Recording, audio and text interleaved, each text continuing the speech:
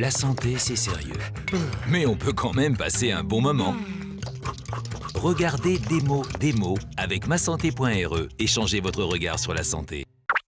Il faut des mots pour parler des mots. Mais quand 3 mots sont à placer sans rapport avec nos mots, c'est des mots. Et voilà les mots. Au-delà des maladies aux symptômes clairs et visibles, au-delà des maladies qui se déclarent en fanfare,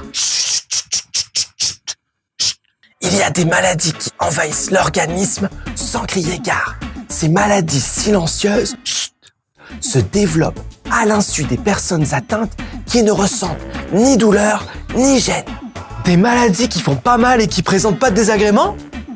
Mais c'est génial ça! Non, c'est loin d'être génial. La douleur est très utile. C'est un signal d'alarme de notre corps qui se déclenche lorsqu'il détecte une menace et qui permet de réagir en conséquence. Du coup, il est très difficile de déceler une maladie silencieuse. Et en plus, lorsque celle-ci se déclare, il est parfois trop tard. On peut ainsi se retrouver avec une pathologie lourde et elle peut avoir atteint un stade trop avancé pour être traitée.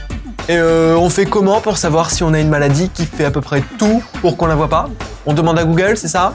Prévention et dépistage sont les maîtres mots. Ils sont indispensables. Ils peuvent permettre de ne pas laisser une maladie s'installer trop confortablement et se développer. Et de la prendre en charge au plus vite. Sans ça, on peut se retrouver admis en urgence pour un coma parce qu'on ne se savait pas diabétique.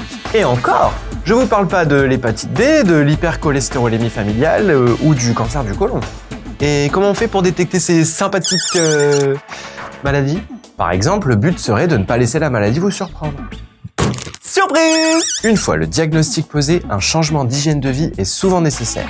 Les adaptations peuvent être demandées en termes d'alimentation, d'exercice physique ou même de rythme de vie.